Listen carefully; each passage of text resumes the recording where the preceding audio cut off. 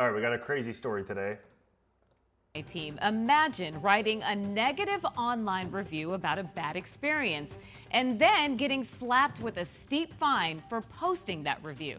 Good evening, everyone, and thanks so much for joining us for 12 News at 10. I'm Kariba Devine. I'm Mark Curtis. It seems outrageous, but that's exactly what's happening to a Scottsdale man who posted a negative review about his property management company. Wow. The company has a clause in the lease agreement barring residents from posting any bad reviews online. But Okay, so I don't know if they're going to get into this, but that's been banned by so many. And this is only from a couple days ago. This just came out. This is breaking.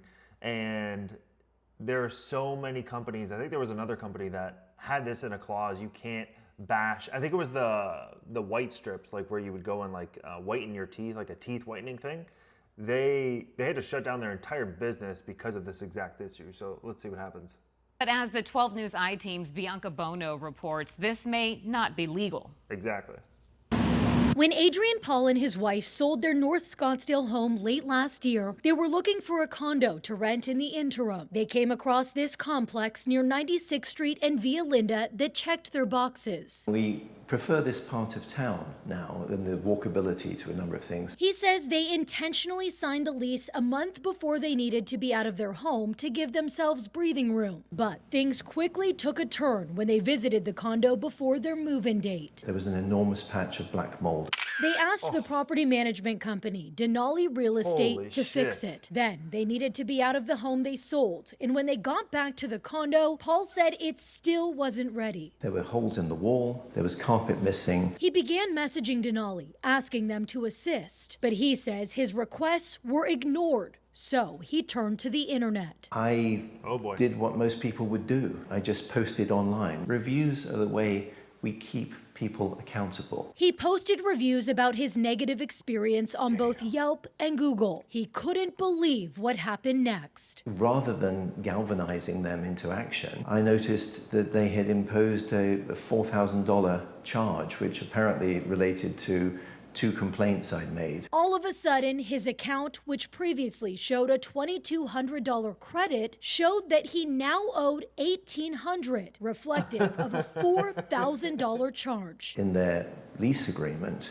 they've included a provision to essentially to stifle and suppress any negative reviews by saying that if you provide a negative review, we'll charge you $2,000 for each one. Recent storms has turned his master bedroom into this. According to them, this is still habitable. Yes. He hopes by sharing his story, he can educate other consumers about the federal protections in place and encourage companies to change their ways. In Phoenix, For days, 12 News has made Consumer Review Fairness Act was passed to shield consumers from this type of practice. It protects people's ability to share honest opinions. It makes it illegal for a company to use a contract provision that imposes a penalty or fee against someone who gives a review. how concerned are you that other neighbors, folks that have lived in one of these Denali properties, have also been slapped with these very steep fines and actually paid it?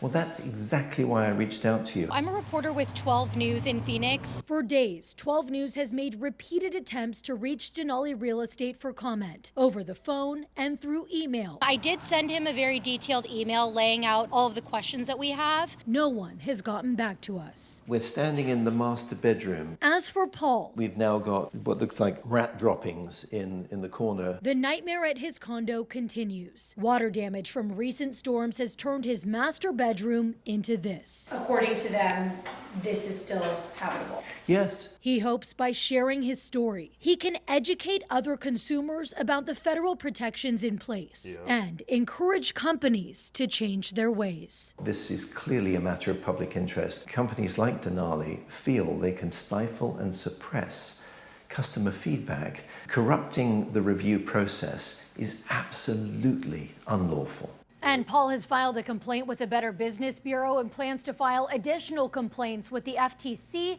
and the Attorney General's office. If anything like this has happened to you, you are urged to do the same.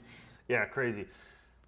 I know there's a lot of companies out there that got slapped with this from the FTC. The FTC, this is a big, big no-no. If you have any kind of agreements or anything like that, for leaving negative reviews, I mean, just insane. So pretty crazy. And there's probably a lot of other companies that are doing something like this, something similar to this, where they're finding people.